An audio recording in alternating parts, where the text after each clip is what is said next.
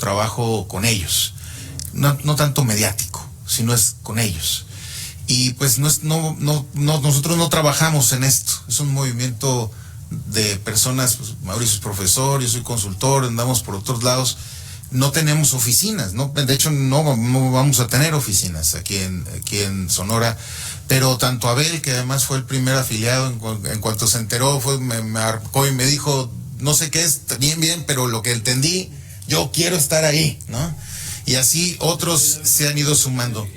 Qué bueno que te afiliaste, te felicito por eso, muy bien. Y eso es lo que necesitamos, ¿no? Entonces nosotros vamos a estar comunicándonos con los afiliados a partir de correos electrónicos, con nuestras bases de datos, e irlos convocando a unirnos en base a temas. Y eso es poco a poco como vamos a ir conformando esto. Muchas gracias a ustedes. Le anticipo una cosa y voy ya al tema principal. Hemos discutido 7 asuntos que son muy delicados, se los enlisto nada más. El primero tiene que ver con esto, de la pésima distribución de medicamentos, porque sí están matando gente. La verdad sí es muy delicado. Y hay mucha corrupción en la distribución de medicamentos, en todo el país, además. El segundo tiene que ver con esto de la protección de niñas, niños y adolescentes, porque de verdad sí estamos viviendo una tragedia de lesa humanidad en el país con los niños desatendidos en México. El tercero es, le hemos llamado construcción sin corrupción. Es un, en fin, es un eslogan, pero se explica solo, ¿no? La construcción en México, la construcción de obra pública está atravesando por gravísimos problemas de corrupción y además está generando problemas ecológicos de toda índole.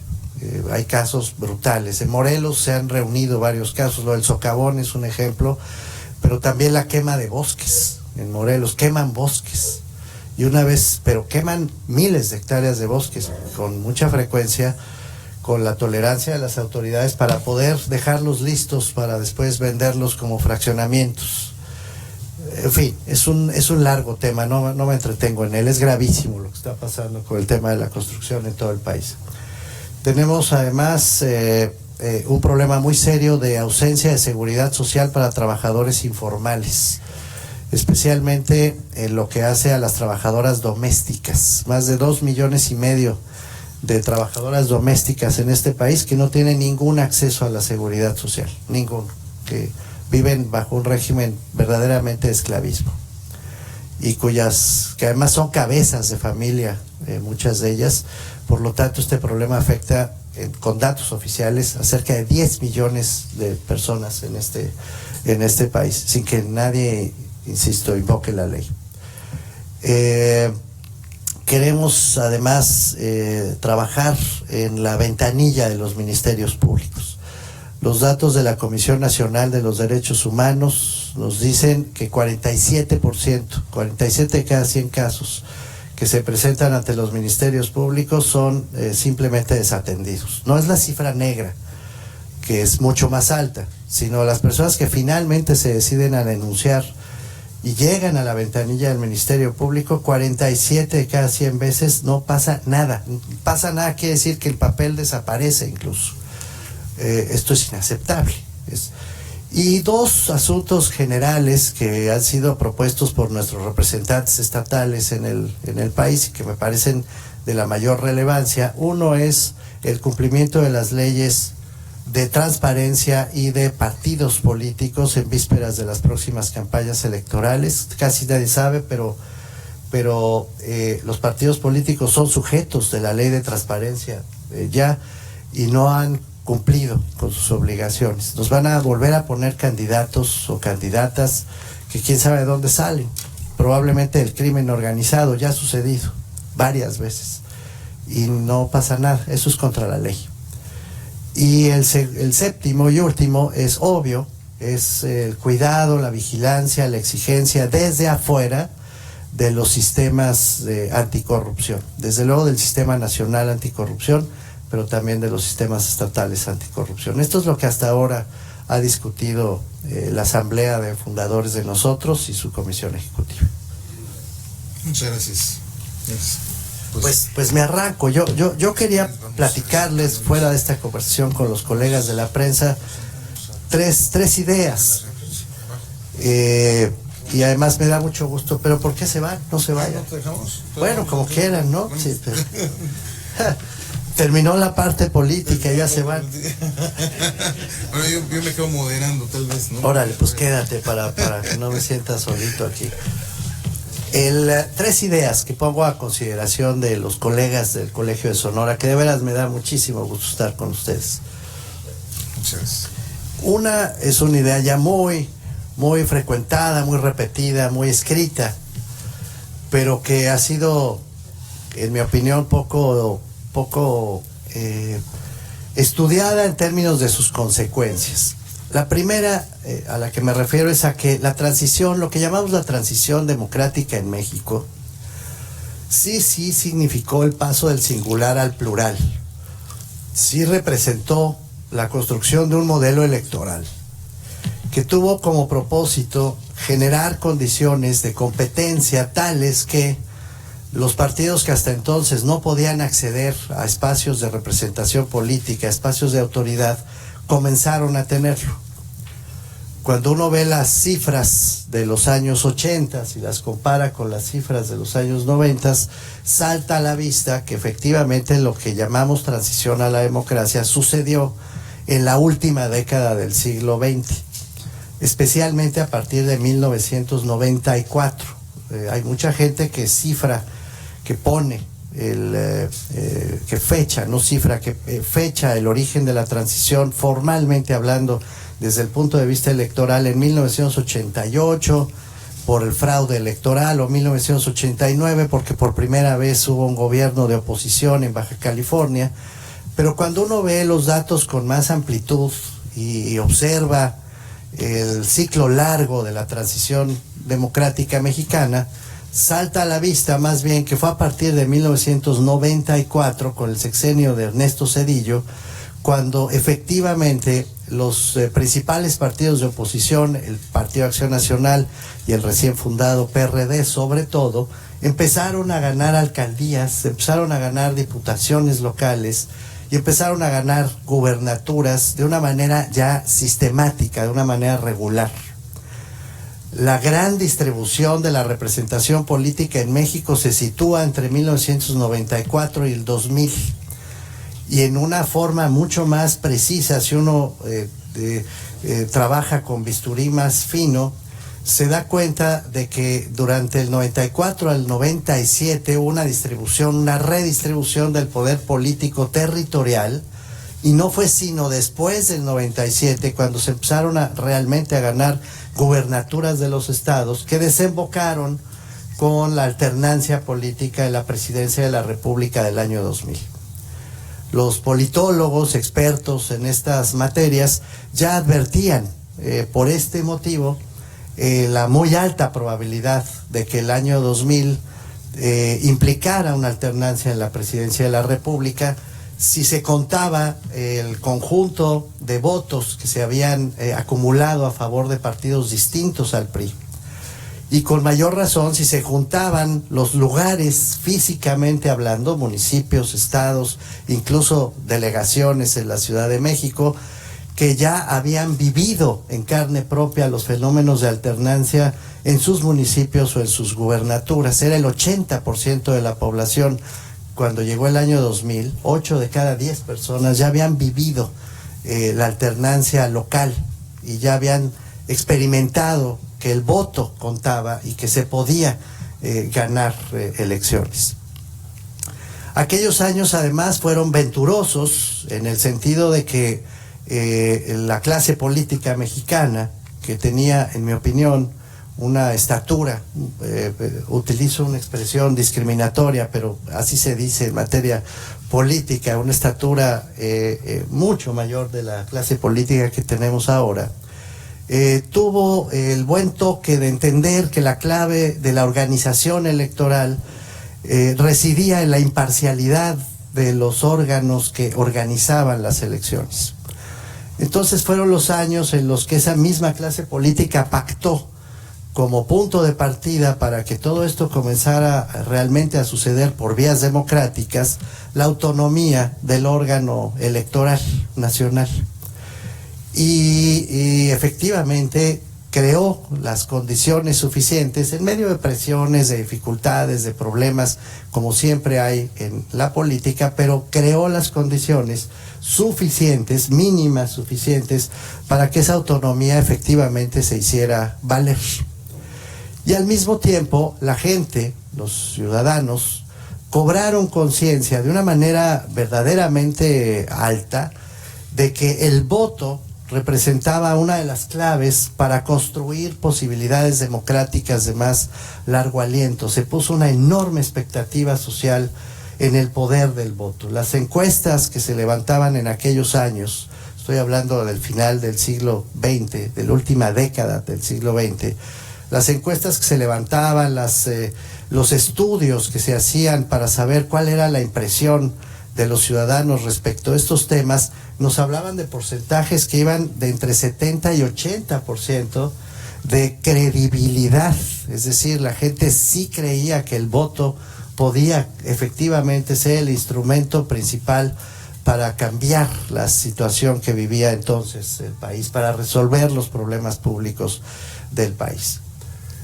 Todo eso fue, como digo, venturoso, fue un momento de la historia de México en la que efectivamente se multiplicó los espacios en los que partidos diferentes al hegemónico empezaron a gobernar y empezaron a tener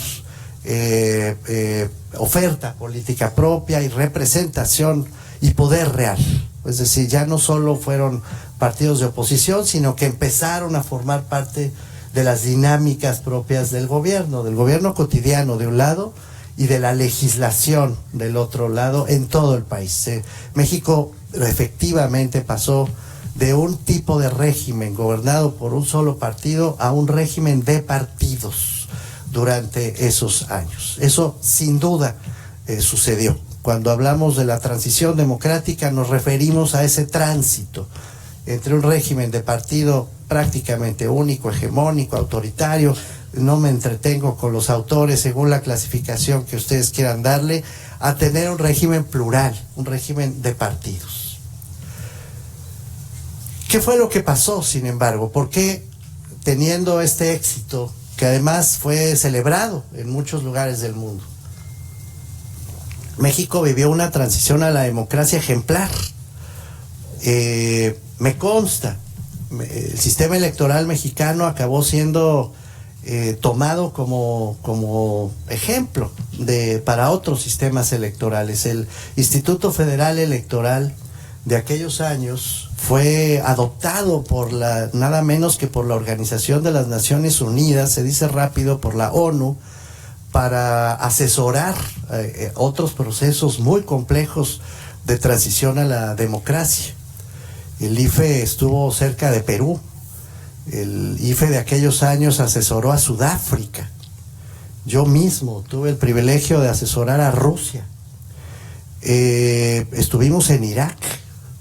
Es decir, eran años en los que la expectativa, la esperanza democrática nacional no solamente creó condiciones para este cambio del singular al plural, sino que por la potencia de su organización electoral, por las cualidades que en ese momento parecían aflorar como cosa consolidada, empezaron a ser, ya digo, ejemplares y a servirle a otros lugares del mundo como instrumentos técnicos para resolver sus propios conflictos internos, electorales. Segunda idea. El grave error que se cometió en aquellos años, sin embargo, y que todavía nos está pesando hasta nuestros días, fue precisamente ese éxito. Fue creer que todo dependía de los votos. Fue creer que la sola distribución del poder político entre opciones partidarias diferentes bastaba para resolver los problemas cotidianos de la gestión pública. En aquellos años hubo un acalorado debate entre académicos y entre integrantes de la clase política en torno de este punto específico al que me estoy refiriendo ahora.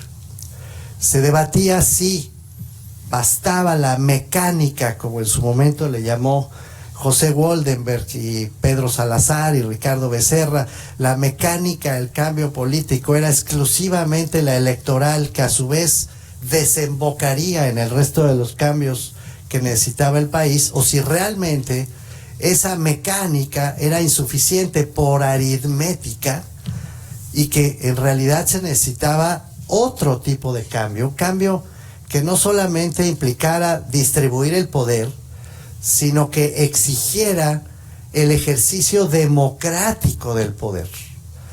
Una cosa es distribuir el poder político por vías democráticas y otra cosa es ejercer el poder otorgado en las urnas de manera democrática.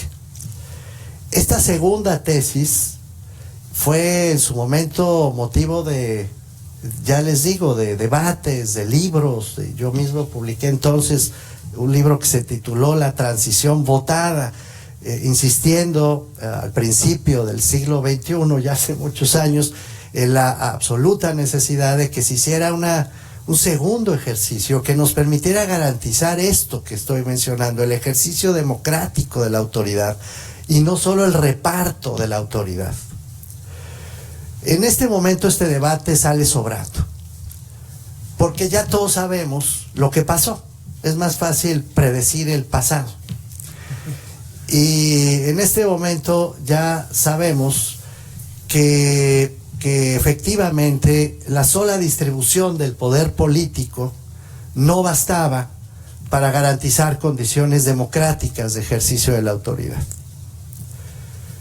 Que los partidos políticos que fueron ganando espacios de poder, dado que no modificaron las instituciones públicas, dado que no se preocuparon por hacer más democrático el gobierno, se convirtieron en pequeños PRIs, si me permiten decirlo así. Es decir, no cambiaron la forma en que se gobernaba antes, simplemente cambiaron de partido.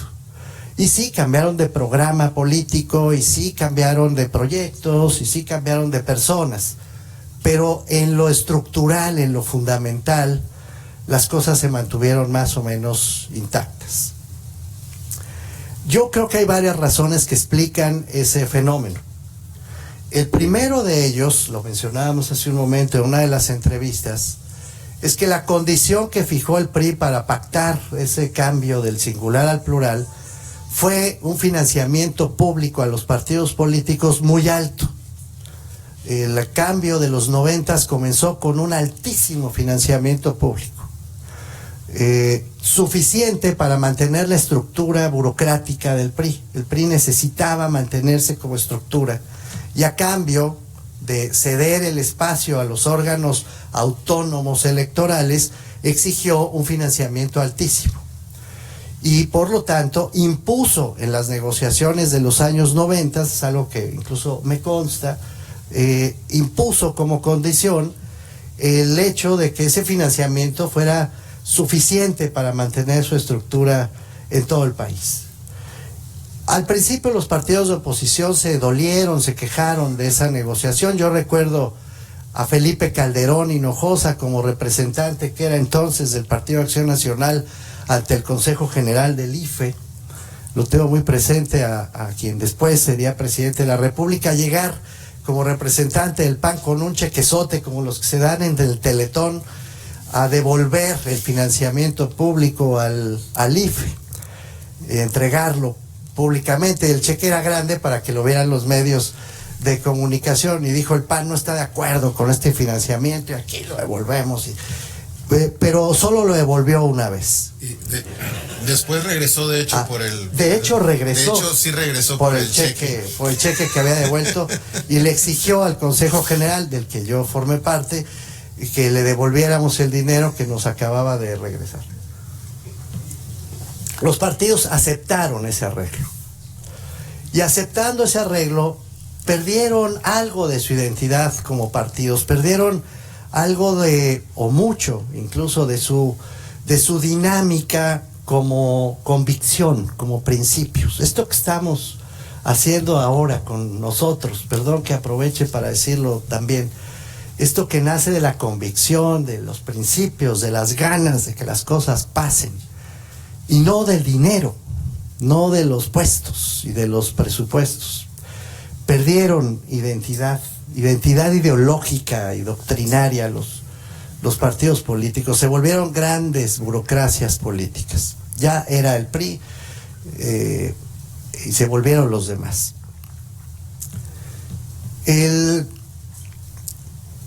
La lógica aritmética de las elecciones, por otra parte, empezó a depender en buena medida del uso de ese dinero. Quedó claro desde el principio que quien tiene más saliva, como dice el refrán, traga más pinole. Entonces empezaron a inyectar mucho dinero a los procesos electorales, a comprar tiempos de radio y televisión a lo bestia, a pagar caro esos tiempos de radio y televisión. Empezaron a construir programas sociales cuyo propósito no era paliar la pobreza ni disminuir la desigualdad, sino construir clientelas electorales. Ustedes saben la mecánica, no estoy diciendo nada que no se conozca ya a estas alturas con gran detalle. Van a las casas de las comunidades más pobres, de los barrios más marginados, y tienen operadores políticos profesionales pagados con dinero público, o voy a referirme a eso después, como con dinero privado, con el propósito de hacer listas de ciudadanos que forman parte de cada casilla, de cada sección electoral. La forma en que se organizan las elecciones en México es por sección electoral, como se sabe. Entonces, relativamente fácil identificar a los vecinos que están en esa sección electoral. Los operadores políticos de los partidos van con dinero y tocan las casas, buscan a los líderes, identifican a las personas y les dan algo para ganarse su simpatía. Les dan frijol con gorgojo, les dan, o sin gorgojo, les da lo mismo, les dan dinerito, les dan programas sociales, les dan becas, les dan tarjetas, no, pero también materiales para construcción, o les pavimentan, les dan cobijas, les dan aquí cobijas y les dan, los matan, les dan agua, les dan cosas. Y esas cosas sirven para ponerlos en listas, que a su vez son listas que están recuperadas en los sistemas de cómputo de los propios partidos políticos, con los jefes encargados de cada una de las secciones, de tal manera que cuando llega el día de la elección, y dado que hay un representante de cada partido en cada casilla, los representantes de los partidos saben quién votó ya y quién no ha salido a votar. Así que se comunican con sus operadores de campo y les dicen: oye, fulano, sutano, perengano, que son nuestros, porque les dimos todo esto, no han venido a votar, así que a por ellos. Y entonces se hacen los operativos según el color: amarillo, azul, rojo, los famosos operativos de color que tienen como objeto sacar a esa gente a votar y ganar elecciones. Todo eso ha alimentado un circuito de corrupción en los procesos electorales, y ha burocratizado a los partidos políticos, haciéndolos, ya les digo, más que organizaciones de convicciones, de principios, de ideología, de doctrina, de proyecto, de programa. Los ha convertido en aparatos electorales, en maquinarias electorales que funcionan más o menos como lo estoy explicando. También funcionan repartiendo presupuestos y puestos y presupuestos. Los partidos políticos entendieron muy rápidamente, por ejemplo, que no había razón para construir sistemas meritocráticos en México, porque se hubieran disparado en los pies. No quisieron renunciar a la captura del botín de los puestos públicos, se negaron a eso. Durante muchos años la sociedad civil organizada, la academia, ha pugnado por tener servicios profesionales de carrera, por tener funcionarios que estén ahí por razones republicanas. Ustedes saben que el principio republicano por excelencia es el mérito, y que la gente no tiene por qué ocupar un puesto público si carece de méritos, ya sea desde el punto de vista electoral o desde el punto de vista administrativo. El mérito es el principio republicano por excelencia. Nuestros partidos se negaron a honrar ese principio republicano. Y en lugar de designar por mérito, decidieron designar por compadrazgo, por sistema de botín. No hay en México un solo sistema de servicio profesional consolidado. Es una verdadera vergüenza. Pero es la secuela de este mismo mecanismo de captura de puestos, de espacios de poder, para reciclarse a sí mismos. No solamente controlas en campo a la gente más pobre, le ofreces cosas para mantenerla cerca, sino que además mantienes grupos de poder, equipos de trabajo, que no solo dependen del financiamiento de los partidos, sino de los puestos que se entregan en las administraciones públicas. Si tú estás cerca de la gobernadora de Sonora, tienes muchas más probabilidades de tener una buena chamba e influencia que si estás lejos de ella, así de simple. Pero esto que vale para Sonora vale para todo el país. Los políticos llegan y se quedan con los puestos como botín, así se llama, sistema de botín. Y lo reparten entre sus allegados, sus amigos, sus colegas, sus cuates. Y finalmente utilizan los presupuestos públicos no necesariamente para, a veces sí, a veces hacen bien las cosas, esto no se puede generalizar, a veces hacen bien las cosas, pero con mucha frecuencia las hacen de tal manera mal que el dinero de los presupuestos públicos, de las obras públicas, como mencionaba yo hace un momento, se convierte en un mecanismo para acrecentar a través de un porcentaje derivado de esas obras públicas o de la calidad de los materiales que se utilizan en las obras públicas, para trasladarlo a las campañas electorales y mantener el ciclo del que estamos hablando. Lo mismo pasa con los medicamentos, que es una de las causas de nosotros. Lo mismo pasa con las adquisiciones, se toman un porcentaje, una parte se lo llevan a su casa, sin duda, a veces una buena parte, pero otra parte se la llevan a los partidos. Yo he escuchado políticos, he tratado, y ustedes también, con políticos que te dicen, no, yo soy un hombre honesto, jamás he tomado dinero público. Oye, pero si me consta que te llevaste dinero en efectivo, pero no me lo llevé para mí, te contesto. No estoy hablando de López Obrador, por si alguno cree eso. No, yo no lo tomé para mí, lo llevé para la política. Soy un hombre, mi plumaje es de esos que no se ensucian con no sé qué. Sí, pero tomaste dinero para tu partido, cuate, en efectivo. Sí, pero yo soy honesto, yo no me lo robé. Así funciona esta mecánica. Entonces, naturalmente se fue corrompiendo el sistema político mexicano hasta niveles verdaderamente inverosímiles, la verdad. Y aquí la tercera idea que quiero introducir. En el camino de esta corrupción, que estuvo basada en una lógica sistémica, derivada del propio proceso de transición a la democracia, la gente se fue desencantando, por una parte, fue perdiendo afecto por la democracia. Hoy todos ustedes saben que México es el país con menor afecto por la democracia de toda América Latina. Los datos solo comparan con Haití. O sea, el aprecio que tiene la gente en México por su régimen político es el más bajo, desde luego, de la OCDE, uno de los más bajos del planeta, solo comparados, no estoy exagerando, es así, solo comparado con los países que están en guerra, y en cuanto a nuestro continente, solo comparado con Haití.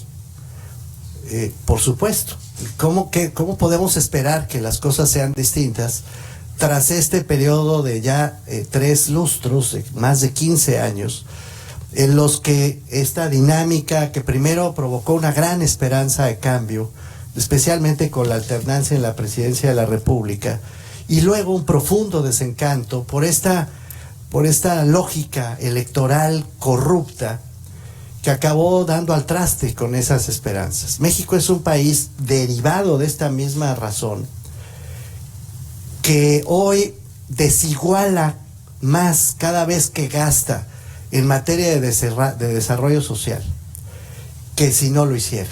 Lo voy a decir de otra manera. El gasto público mexicano dedicado al desarrollo social, mientras más alto es, más desigual es la sociedad. De nuevo, no lo digo yo, son los datos del Coneval, son los datos del Índice de Desarrollo Humano del Programa de Naciones Unidas para el Desarrollo, y son los datos de la Secretaría de Hacienda.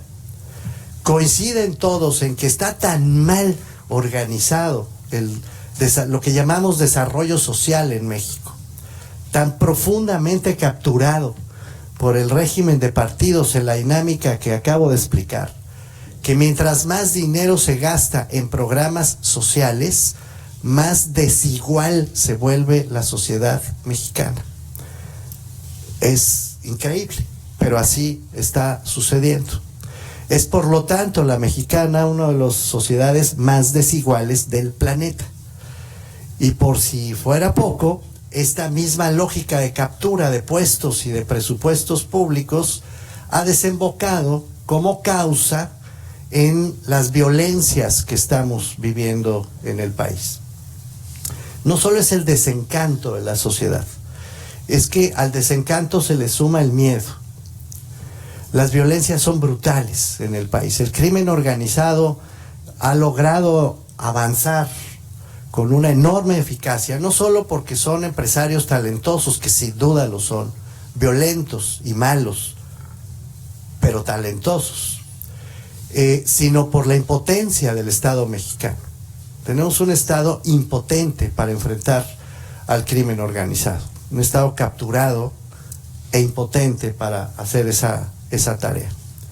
A tal extremo que hoy en día tenemos no solamente un ejército en rebeldía exigiendo una ley de seguridad interior para poder actuar con manos libres y despreocuparse de la defensa de los derechos humanos, sino que hoy vivimos ya, lo recordaba Jan Meyer en un artículo reciente, contundente, vivimos ya en el país más violento del planeta Tierra después de Siria. Y somos tan inconscientes, tan brutalmente inconscientes de lo que estamos viviendo, que apenas hace un momento, aquí mismo en el Colegio de Sonora, alguien muy lindo, muy amable y muy informado me decía, sin embargo, bueno, por eso pasa en México, no en Sonora. Si uno se va a Yucatán, le dicen lo mismo, a Querétaro le dicen lo mismo, a Nayarit.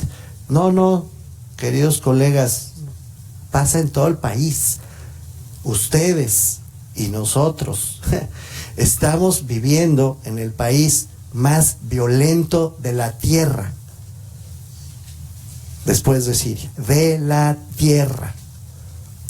No hay ningún lugar más violento que México en el globo.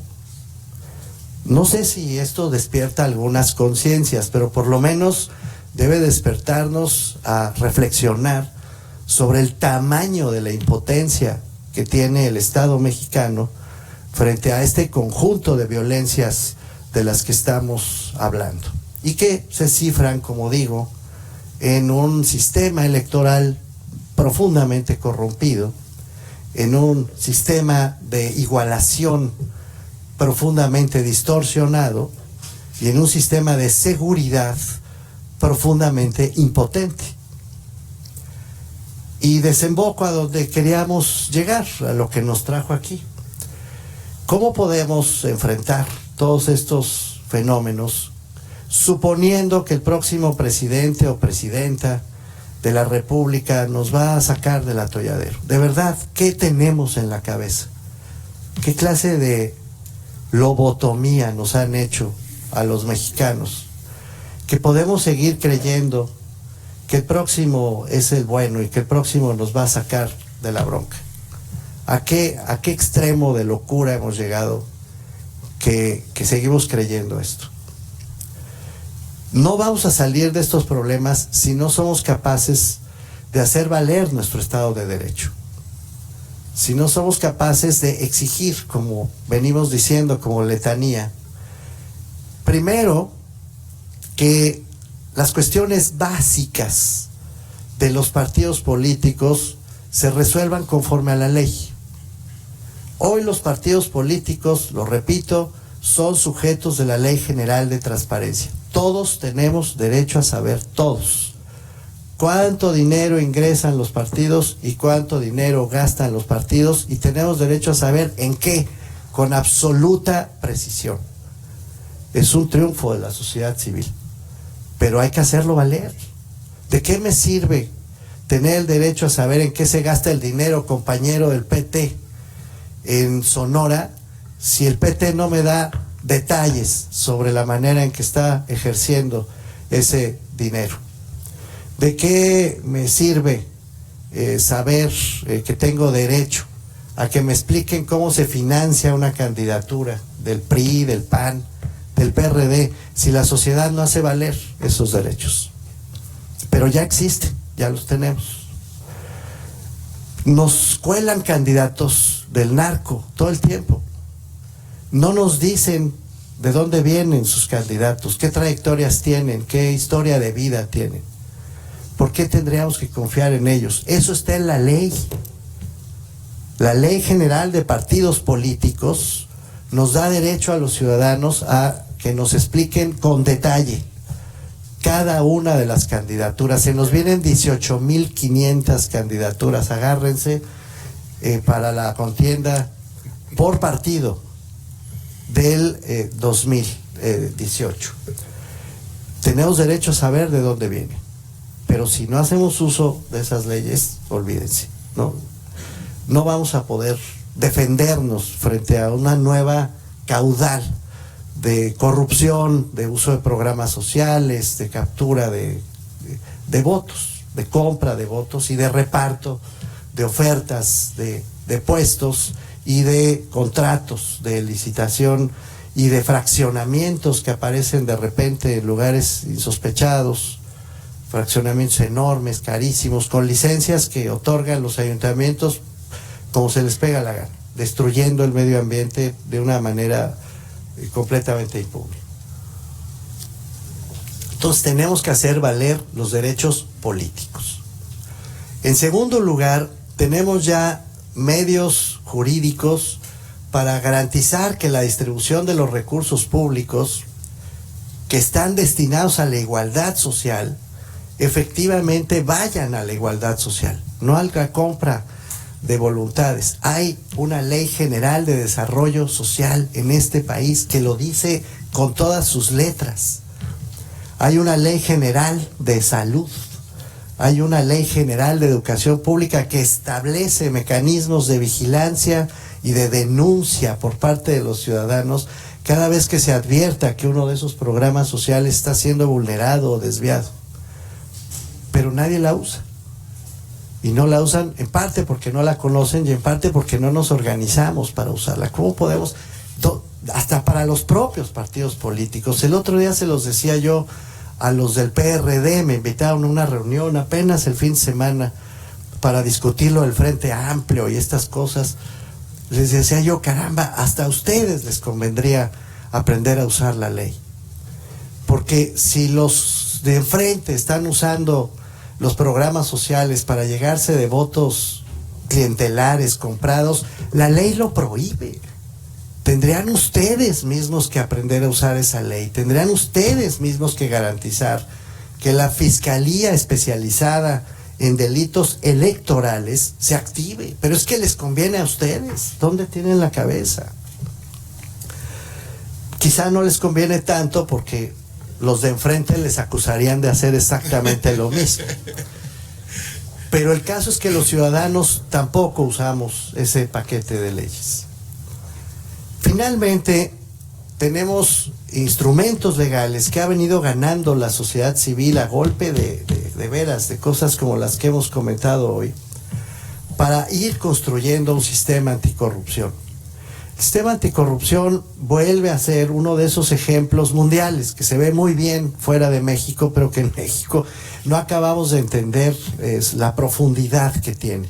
Cambió el sistema disciplinario de México, pero nadie lo dice. Les he puesto un ejemplo en otras conversaciones, lo pongo ahora. lo de la Casa Blanca del presidente Peña Nieto. No iba a prosperar nunca una denuncia en contra del presidente con las leyes que teníamos entonces.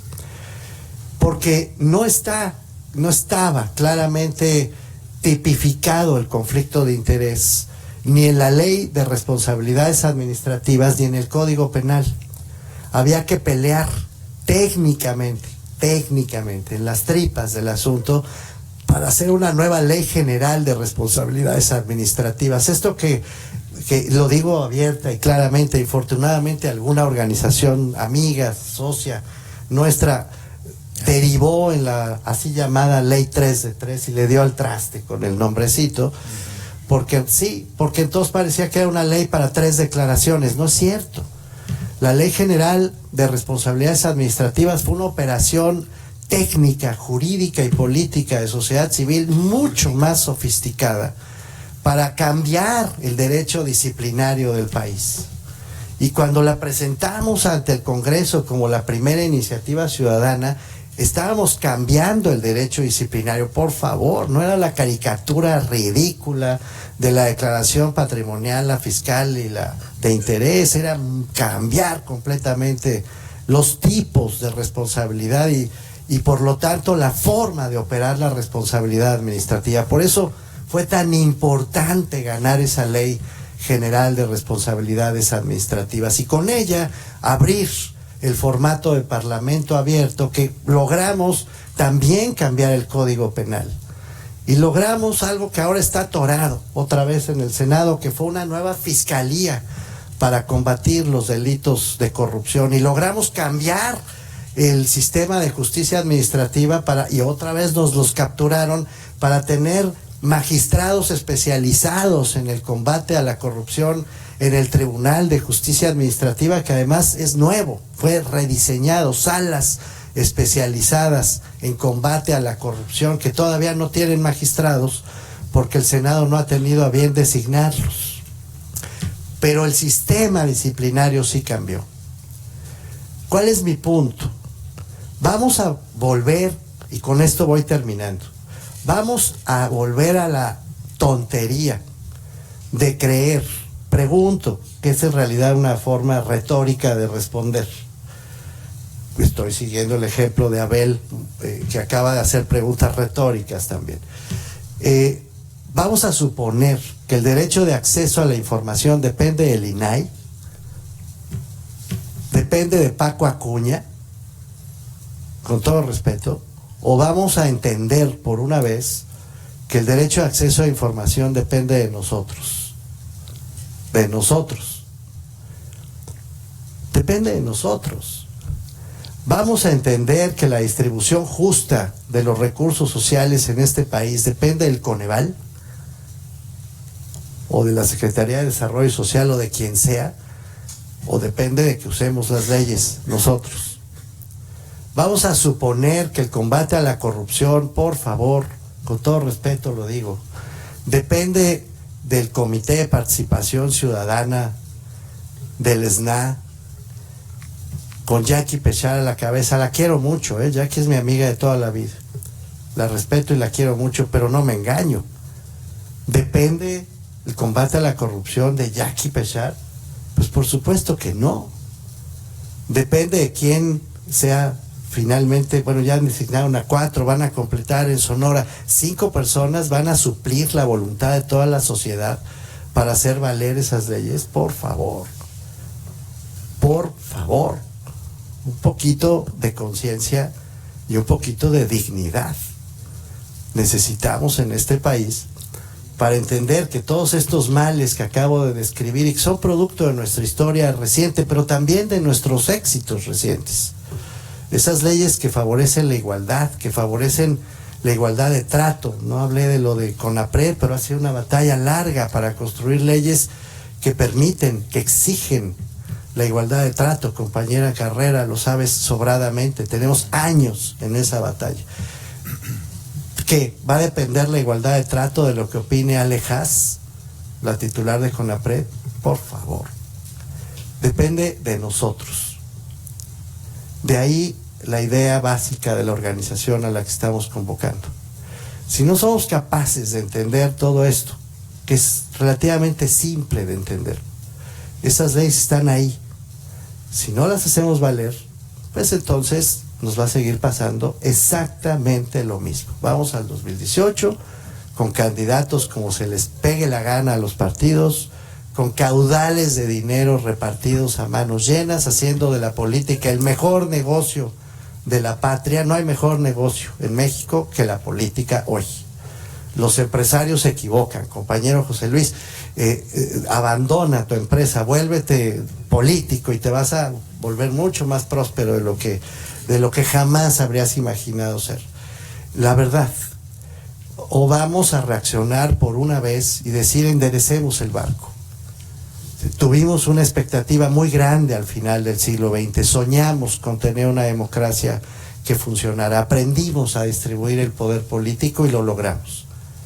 Yo creo que con optimismo, con sentido democrático, republicano, con ambición social, sí se puede enderezar este barco. La verdad, creo que sí podemos construir condiciones de exigencia para el ejercicio democrático de la autoridad. Por supuesto que se puede. Nada más hay que darse a la tarea. No andar, ¿cómo dicen aquí? De nahualones, nahuilones, ni de cuachalotes. Sino hay que organizarse, hay que ponerse a la tarea. Y si nos ponemos a la tarea pronto y bien, igual hasta me da la vida para ver una democracia de la que todos nos podamos sentir orgullosos. Bueno, gracias por escuchar. Muchas gracias.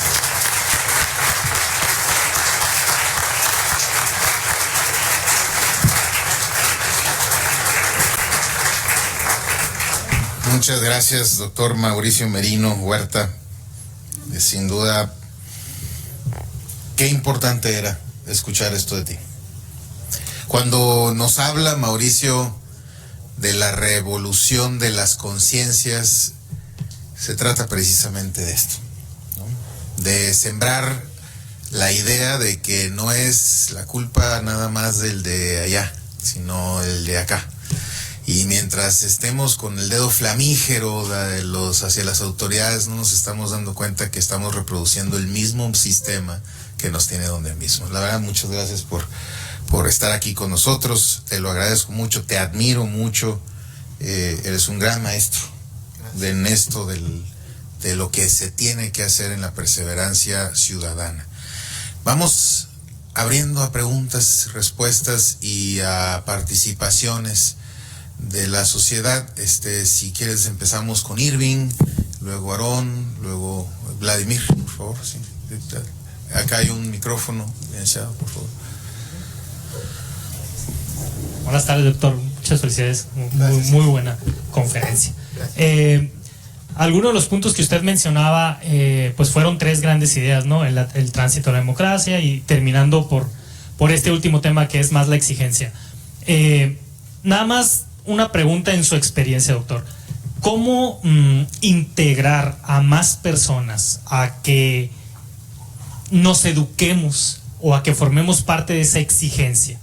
Porque resulta una minoría, a final de cuentas, quien exige y terminan incluso también siendo capturados o viéndose mal por el mismo sistema, ¿no? Entonces, en base a su experiencia, precisamente, ¿cómo darle vuelta o cómo atacar esa situación de integrar más personas a esto? Quiero contestar esta pregunta de una vez porque hay dos cosas que a mí me preocupan mucho. Nada más les ruego que mis respuestas no se las digan a nadie. ¿Ok? Que no salgan de aquí. Apaguen las cámaras, por favor. Tenemos un problema, dos problemas muy serios. El primero, reconocer que tenemos una élite de quinta. De quinta. Mi amigo y fundador también de nosotros, Ricardo Rafael, la caracterizó divinamente. Dijo, este es el mirreinato. Son puros mirreyes, ¿no? Vivimos en un mirreinato, decía Ricardo. Le puso muy bien el cascabel al gato. Tenemos una élite en México de 4 familias, como ustedes saben, 4 familias controlan el 5% por ahí del Producto Interno Bruto de México. Vaya país. O sea, si te apellidas Slim o Aramburu Zavala, ya la hiciste para 20 generaciones, ¿me entiendes? Y esa élite le vale un comino el país. Lo han explotado hasta la náusea. Y lo siguen explotando. ¿Pueden hacer cosas por este país? Claro que las pueden hacer. Pero claro que las pueden. Les importa un comino hacerlas. Esa es la verdad.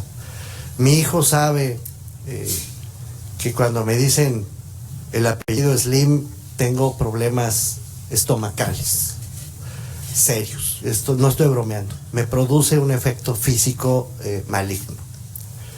Que tengamos a uno de los hombres, si no es que ya está disputando el segundo o el tercer lugar, pero en algún momento llegó a ser el más rico del planeta, en el país más desigual del planeta.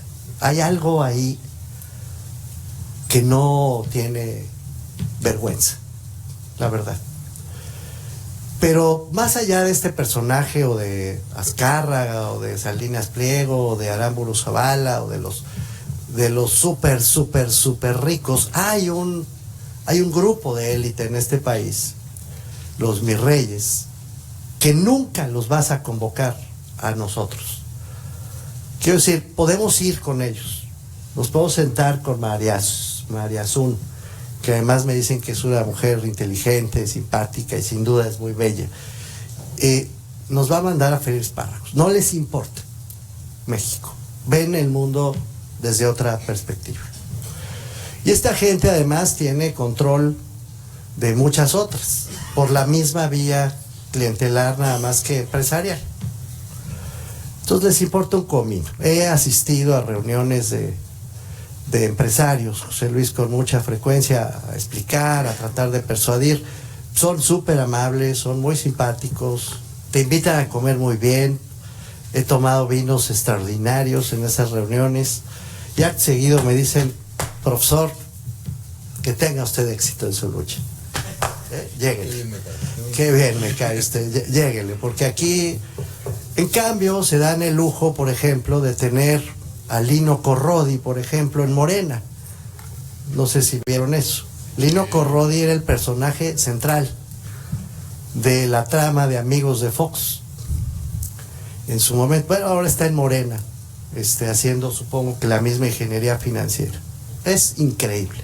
Estos tipos, con esos no contamos. La élite de este país, fuera, porque no, la élite empresarial, quiero decir, estos personajitos serán muy ricos, pero moralmente son deplorables. Y de otro lado, infortunadamente, tenemos una enorme miseria en México. Nos preguntaban el otro día: ¿cómo le vas a hacer para llegar a estas personas, este 18% de personas que no tienen ni para comer? Tú sabes que entre 18 y 20 personas de cada 100 no comen diario. No comen diario. O sea, hay gente que vive como si viviéramos en el paraíso de la recolección de los árboles públicos. No estoy bromeando, porque si no, no tiene que echarse a la boca. ¿Cómo le vas a hacer para llamar a esa gente? ¿O cómo le vas a llamar a la gente que es el 60% de la población, que no recibe más que 5 salarios mínimos por su trabajo? Va a trabajar, trabaja como mula y le dan 5 salarios mínimos al mes. No le alcanza, no le alcanza.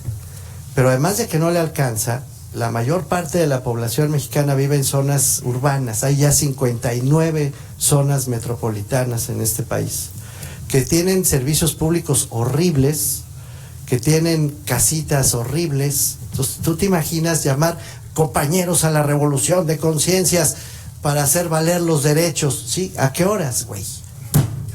Salen de sus casitas en situaciones de violencia intrafamiliar brutales, especialmente las mujeres, Las mujeres tienen que verdaderamente desarrollar espíritu ninja para defender su integridad física, incluso entre sus parientes, para salir de ahí, para meterse en un transporte público donde son vejadas todos los días, maltratadas, para llegar a trabajos que les pagan, ya te digo, por 8 horas o más de trabajo, 5 salarios mínimos, y luego va de regreso. ¿A dónde? A descansar. ¿A descansar a dónde?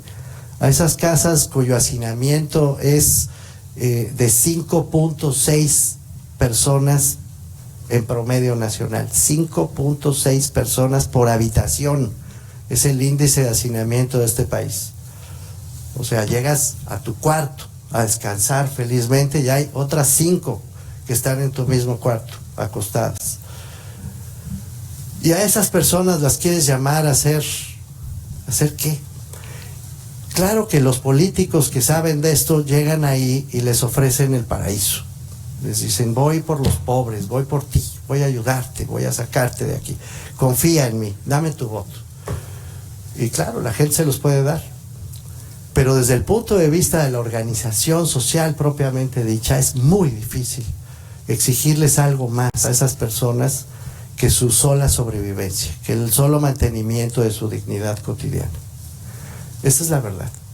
Entonces, en realidad estamos hablando de quienes estamos hoy aquí, de personas que mal que bien, ahí la vamos llevando, unos más, otros menos, y que te da tiempo de venir a conferencias, que te da tiempo de leer el periódico, que te da tiempo de acceder a internet, que te da la vida para reunirte, que tienes espacios de socialización que no dependen de que no ponen en riesgo tu sobrevivencia. Y ya te digo, las élites que les importa que ni te tocan, porque no se vayan a contaminar con el pueblo.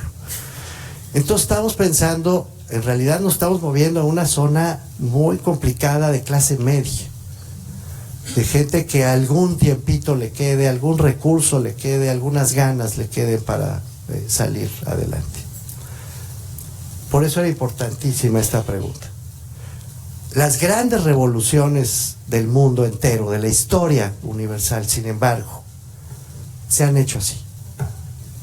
No hay una sola revolución, una gran revolución, un gran momento de cambio, un solo momento definitivo en la historia universal del país. No estoy haciendo una hipérbole, es la verdad, que no haya salido de la gente que tiene la pancita llena y tiempo suficiente para pensar y actuar.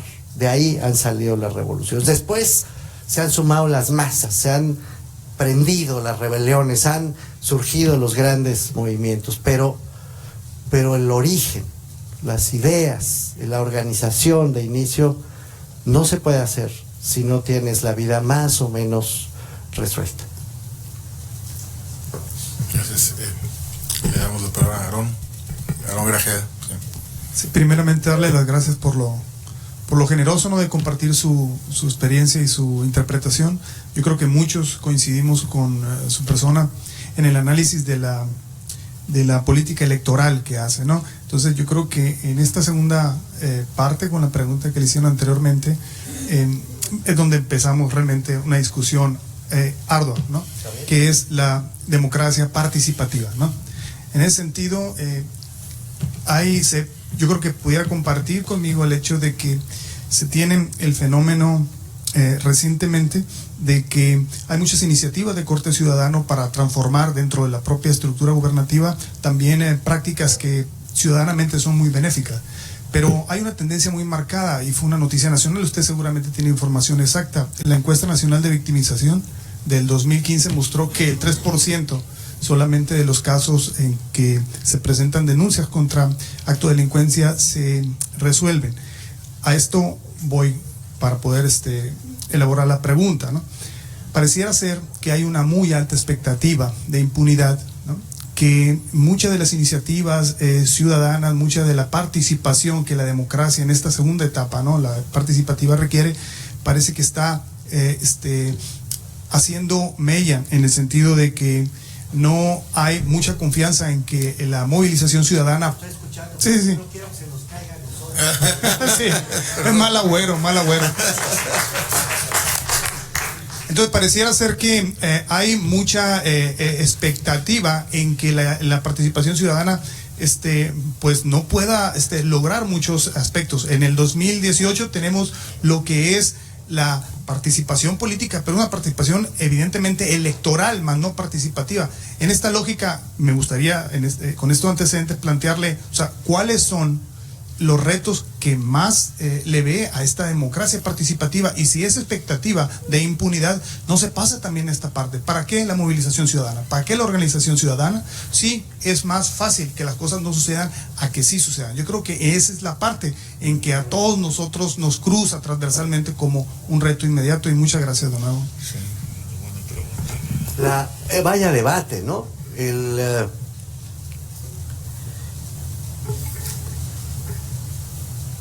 No es verdad que la sociedad civil sea pura y perfecta, y no es verdad que todos los políticos sean un asco. Ninguna de las dos generalizaciones es válida. Guillermo y yo conocemos, no, es más, nunca lo hemos hecho, pero igual nos podríamos poner a hacer listas de compañeros de luchas de sociedad civil de los que dices, uff, qué lástima, ¿no? La verdad. Es gente con intereses también, es gente con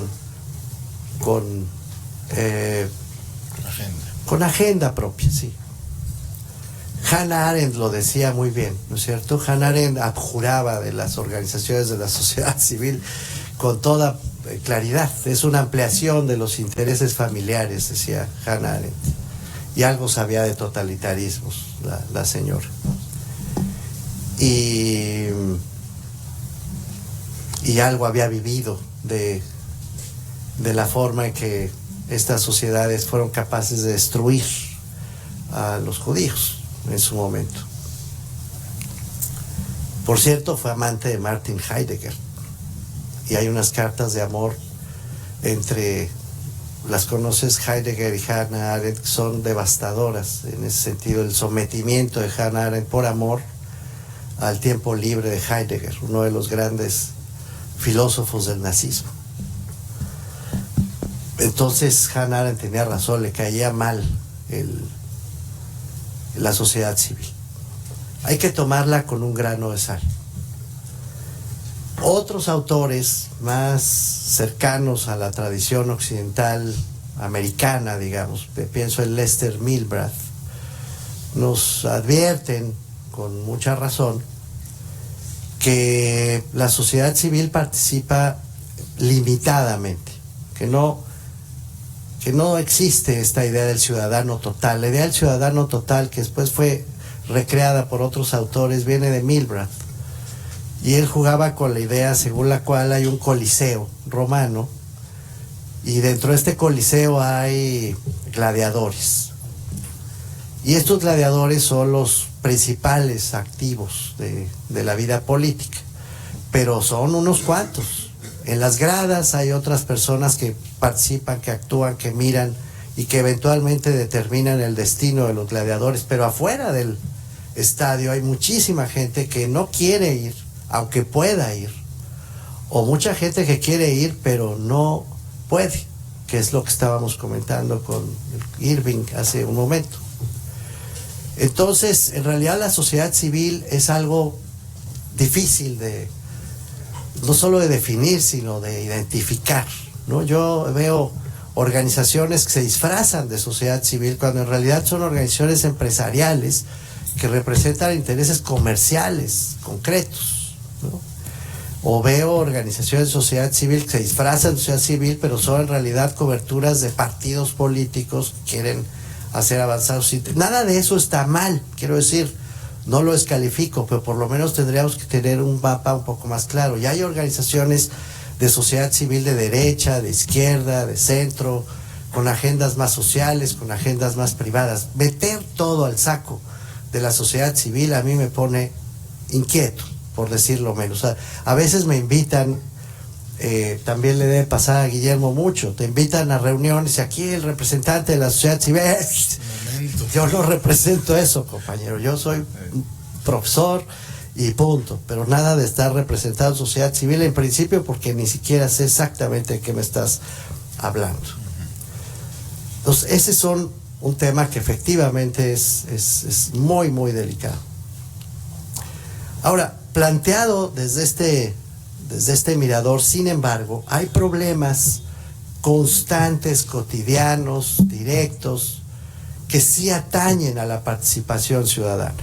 Uno de los fundadores de nosotros es Alberto Olvera, lo conoces muy bien, que a su vez es muy amigo de Leonardo Abrítzer.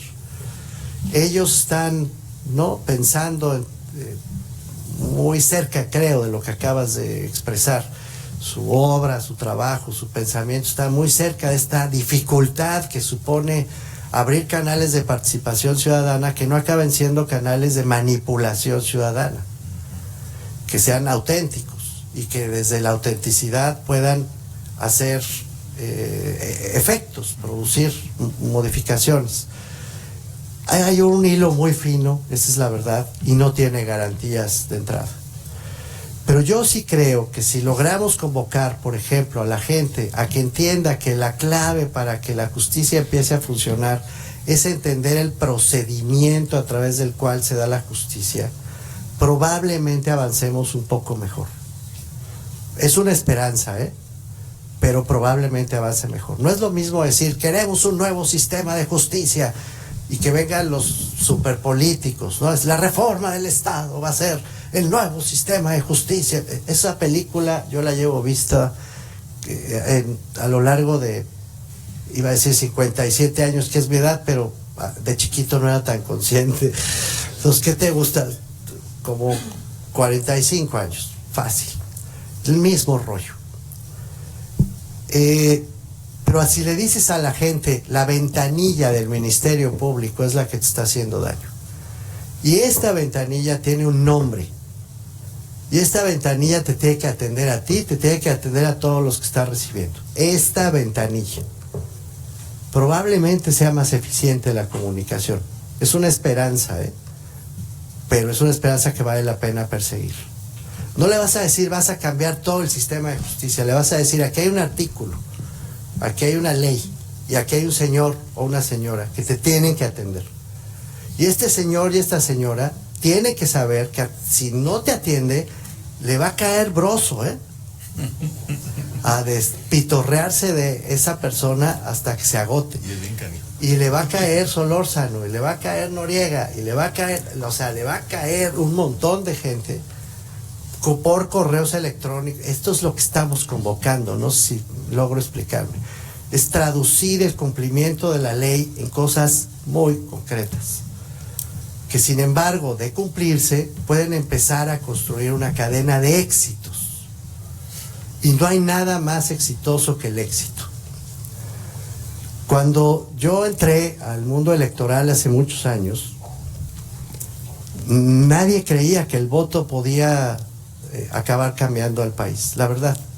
Cuando entramos a ese tema se dijo, no hombre, no, jamás el voto en México no se va a contar nunca. Están locos. ¿Y para qué me explico? Tan se logró que ahora se volvió parte del problema. Pero se logró. Parecía imposible, pero la clave estaba en poner el dedo en la llaga, no en la grandilocuencia, sino una cosa concretitita.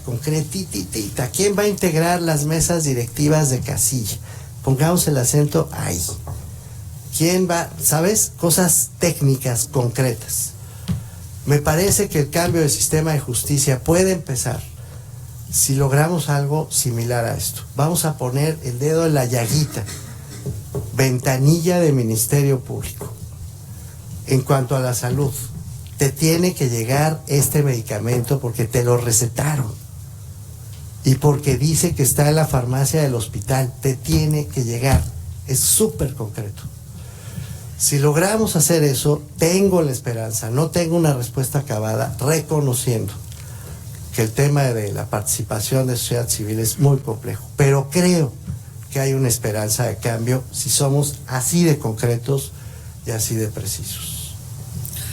Vamos a tomar un par de preguntas más para concluir. Estaba Vladimir y no sé si hay alguien más que... Buenas tardes, doctor. Antes que nada, pues muchísimas gracias por la charla, muy interesante. Yo creo lo hace más interesante la sencillez con la que maneja los temas, que al mismo tiempo es muy rica. Gracias. Manejo muchos temas, pero me quiero quedar particularmente con uno de los que maneja ahí, porque en alguna ocasión tuve la oportunidad de hacerle la misma pregunta al doctor José Woldenberg, y quiero escuchar su punto de vista sobre la misma vaya pregunta. Desafío. Déjame hablarle a Pepe, ¿no? Para ver qué contesta. Que ponerlo en altavoz. Manejaba algunos datos muy interesantes, el tema de, pues entramos muy entusiasmados al tema democrático y nos duró muy poco. Manejaba usted un dato de 70% de aceptación en general de esto que conocemos como democracia, que ahorita pues es, yo creo, el nivel que traen los países nórdicos, que son así como una cosa medio extraña. Y de ahí, en menos de 15 años, nos fuimos al último lugar del mundo. Obviamente son muchos, es un problema pues con mucho multifactorial. Incluso usted maneja por ahí probablemente una hipótesis que es el tema del índice de desigualdad. Sí, claro. Que otra vez, volviendo a los países nórdicos, pues bueno, ellos no tienen tanto ese problema. Sin embargo, la pregunta concretamente es ¿qué pasó en México? Porque a final de cuentas la credibilidad democrática ha ido bajando, y también la desigualdad ha ido creciendo en muchos de los países, excluyendo a esa parte del mundo a la que me he estado refiriendo. Sin embargo, en México pues fue muy drástico esa caída. No, el problema, perdón. Sí, nada más escuchar su punto de vista. ¿Qué fue lo que pasó? No, iba yo a decir que el problema es generalizado. El problema es generalizado. Lo tiene muy estudiado Leonardo Morlino, que es otro de los clásicos, ¿no? Hay informes de IDEA, de esta organización IDEA, y lo venía trabajando también muy bien Guillermo Donnell con el asunto de la calidad de la democracia. Hizo estudios estos de Costa Rica, ¿te acuerdas? Y que después acabaron siendo como modélicos para tratar de identificar situaciones parecidas en otros lugares del mundo. Y en fin, hay varios autores que lo han venido trabajando. No me entretengo haciendo bibliografías, pues, pero está muy trabajado en el sentido de una correlación universal entre los resultados que ofrecen los gobiernos y la confianza, la credibilidad que obtienen las democracias. Sí hay una correlación positiva en ese sentido, salvo situaciones raras como la de Chile. Por ejemplo, en Chile hay una cierta anomalía porque el sistema de partidos chileno tiene su propia tradición política, cultural, y entonces aunque los resultados sean buenos, la gente puede criticar fuertemente al sistema de partidos chileno. Es raro, ¿no? Chile es como una anomalía y otros países son. Costa Rica, por cierto, es también medio anomalía dentro de esta serie de tiempo comparable. Pero es universal. Si tú tienes buenos resultados de gobierno, tiende a haber una mejor aceptación del sistema de partidos. Tienes malos resultados de gobierno, tiende a haber una menor aprecio por la democracia en el mundo entero. Y el mundo entero acaba de pasar por el 2008 y el 2009, por la crisis de la burbuja financiera inmobiliaria.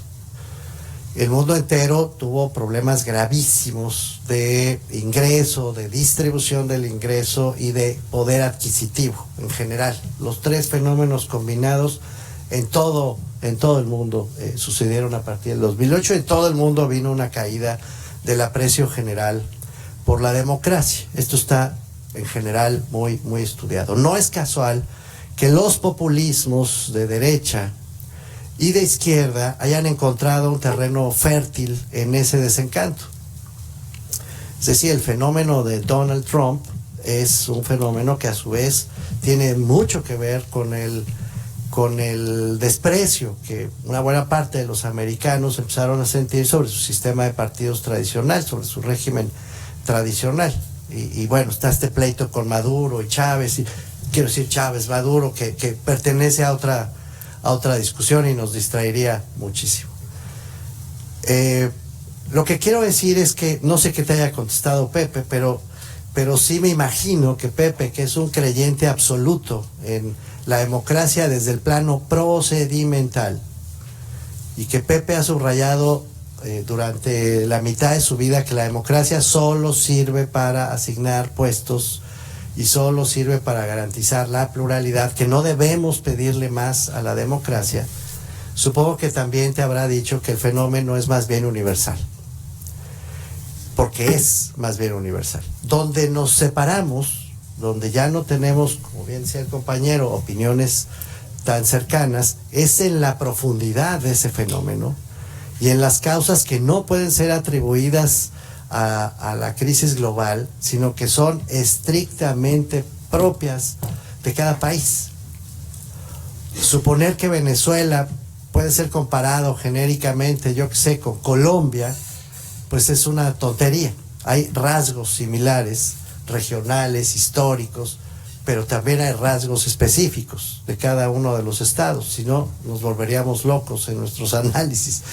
Yo creo que la profundidad del caso mexicano es, no creo, afirmo, pruebo, estoy dispuesto a la batalla intelectual, que la profundidad del caso mexicano obedece a los rasgos del caso mexicano que ya expliqué antes. Obedece, no lo voy a repetir toda la conferencia, pero obedece a este sistema de corrupción, la corrupción como sistema. Y está clarísimo. Entonces tenemos el problema universal, que ya sería de suyo desafío, y encima tenemos el problema del modelo electoral que construimos y que ha desembocado en todas estas barbaridades. Una nota más. No hay que confundir el mensaje con el mensajero. La gente está diciendo, el INE está haciendo todo mal y que se vayan los consejeros. Ahí tengo una diferencia de fondo con amigos como Emilio Álvarez y Casa. No estoy de acuerdo con esa posición de Emilio. Tú quitas a los consejeros y ¿a quién pones de entrada? A ver, quiero escuchar esa respuesta.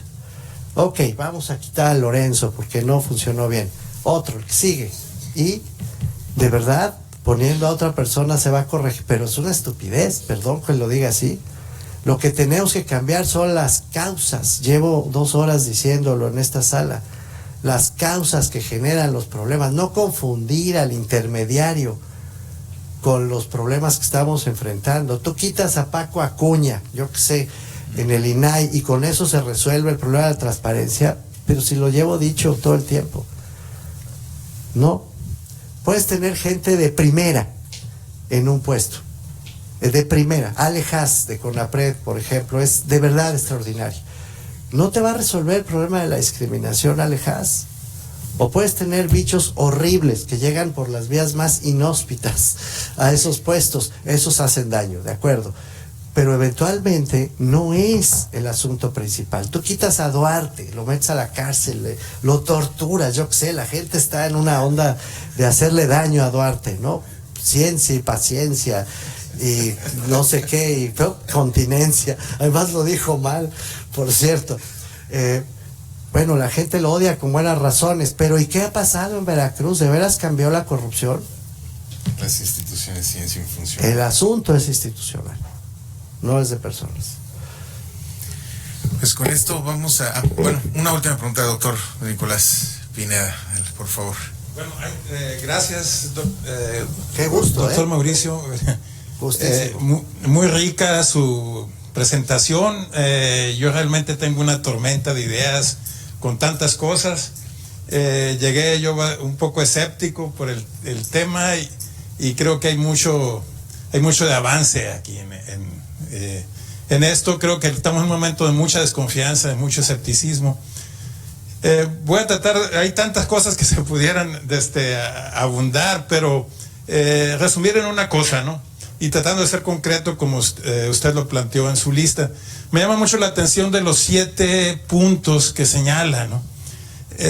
Una pregunta muy concreta es si los está priorizando, si están rankeados. me llama mucho la atención que el primero sea medicamentos, el segundo sean los niños, y para mí los últimos son los más claves y estratégicos, ¿no? Digamos, un punto de vista que yo tengo ahorita es que el problema, por lo menos político de México, y visto desde el punto de vista del poder, es la partidocracia y este grupo de élite y cómo se maneja el dinero, y lo difícil es que los partidos intermedien, cosa que usted planteó con mucha sabiduría y mucha pertinencia, ¿no? Entonces, no sé si de esos 7 puntos yo los alteraría, ¿no? Para mí que... Y bueno, la otra pregunta es, ¿qué hay de agenda de nosotros para el proceso electoral que ya estamos en él, pero del 18, ¿no? O sea, para mí sería muy importante poner la clave en el financiamiento de los partidos y en el manejo del dinero, ¿no? Sí, sí, sí. Y ahí yo me siento como la sociedad venezolana frente al ejército venezolano y de Maduro, ¿no? Palos contra metralletas y contra tanques y contra ametralladoras y piedras y barricadas de muebles contra un ejército profesional, ¿no? Entonces necesitamos echarles en la cara a los políticos cada vez que le meten la mano al dinero y no lo hacen con la corrección legal. Yo siento que la corrupción no es legal a partir del 18 de julio pasado, no es ilegal. Yo siento que siempre lo ha sido y siempre ha habido en la ley, por lo menos en el Código Penal, la malversación de fondos, el conflicto de intereses y las licitaciones mal hechas, etcétera. Siempre ha habido ilegal, pero el Estado por algo es Estado, y la sociedad nuestra, por definición, pues yo creo que estamos en el momento más fuerte, pero siempre ha sido sumamente débil, ¿no? Y aún así, la cuestión para mí es un poco ver cómo llegamos a una situación de David contra Goliat, ¿no? O sea, cómo con una pedrada derrotar a alguien que está muy armado, ¿no? Y bueno, no sé, ahí lo dejaría. Entonces, si no cree que en esa lista la prioridad estaría por lo menos para el 18, en el financiamiento de los partidos, en los ministerios públicos, y qué pasa con la impunidad, porque pues ya había temor de que Duarte no iba a llegar muy lejos, y de la corrupción que vimos en Sonora en el sexenio pasado, hay ahí por ahí unas muestras muy simbólicas pero no hay proporción. Entonces todo el aparato de justicia queda eso. Entonces la cuestión de prioridad de agenda, ¿no? Estrategia ciudadana, y si no cree que hay que atacar más la cuestión de la partidocracia, ¿no? Ahí le dejaría. Doctor, primero qué gusto de verlo aquí, y un privilegio, muchas gracias. Gracias. Tenía el nombre, muchas gracias. No, la dije azarosamente, la verdad. La dije igual me traicioné desde el punto de vista psicoanalítico, y la dije como me acordé de la lista. Pero les tengo que confesar a ustedes que incluso esa lista es muy debatible. Tuvimos recientemente una reunión con representantes estatales y pues sí es debatible. ¿Por qué este tema y no otro, no? Bueno, la respuesta técnica, formal, es que esta lista se desprende de las bases de datos oficiales. Y es cierto.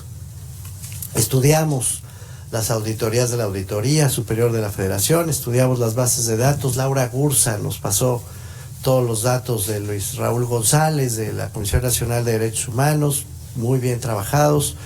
Nos pasaron los datos de CONAPRED, los de Hacienda, en fin, usando la Ley General de Transparencia, nos hicimos de toda esta información, intercambiamos con estos funcionarios para estar seguros de que nuestros análisis sean correctos. Tenemos un grupo de chavos de veras conmovedor, doctor, conmovedor, de gente voluntaria, egresados de distintas instituciones académicas del país, que están ahí en nosotros porque quieren estar y están estudiando todos estos datos. Nos ayudó el doctor Daniel Manchinelli, de motu propio, porque se le pegó la gana, a organizar un grupo de chavos espectacular, muy bien formados, algo así como Toño Cáñez, que está en la sala, gente muy bien formada, pues que le dedica tiempo a estudiar estas cosas. Bueno, Lo hicieron y entonces salieron estos temas como resultado de las bases de datos, los casos más repetidos por CNDH, por auditoría, por CONAPRED, por Coneval,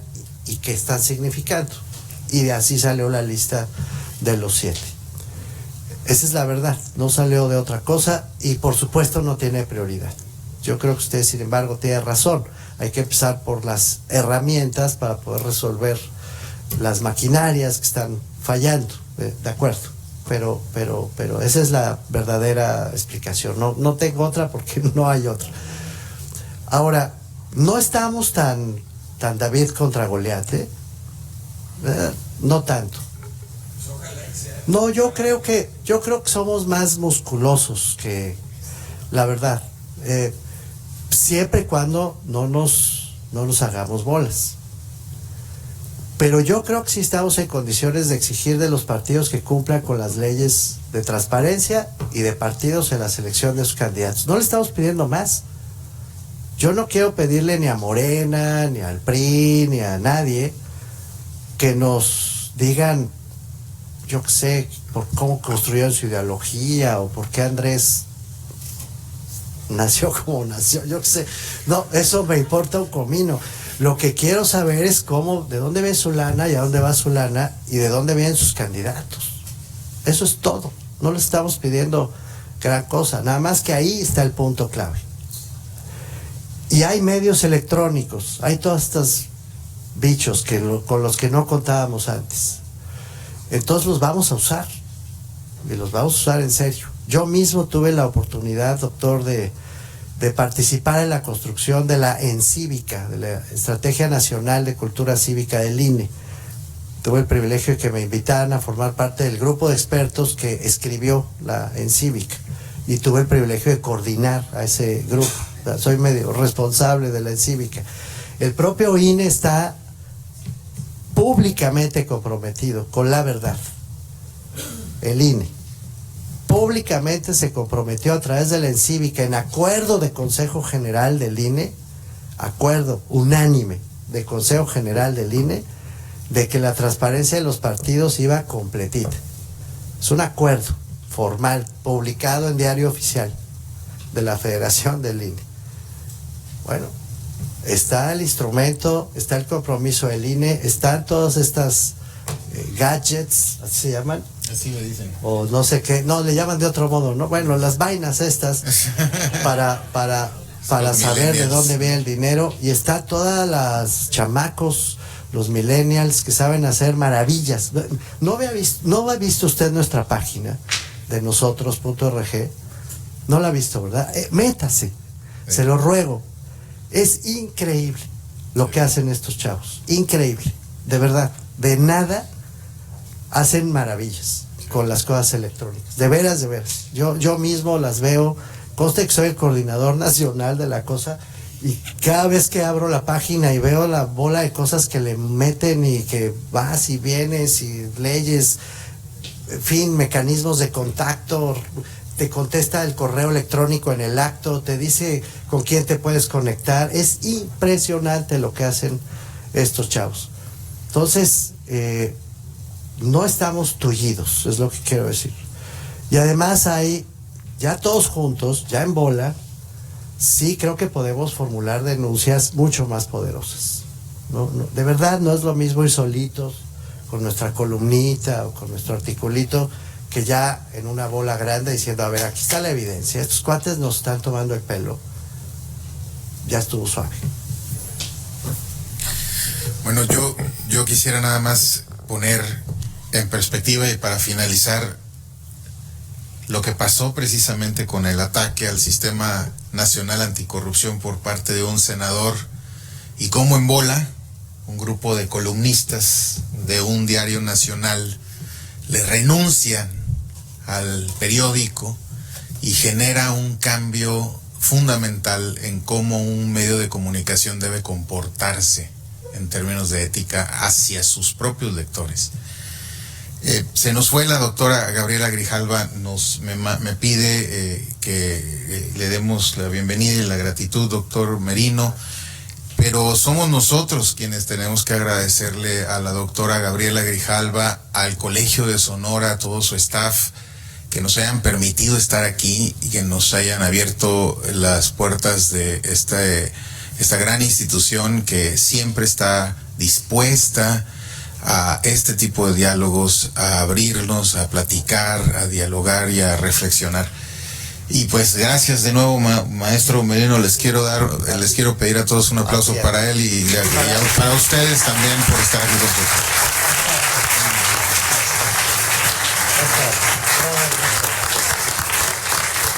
Y por favor, ingresen a la página www.nosotrosconx.org, inscríbanse, va a ser el instrumento de comunicación que vamos a tener.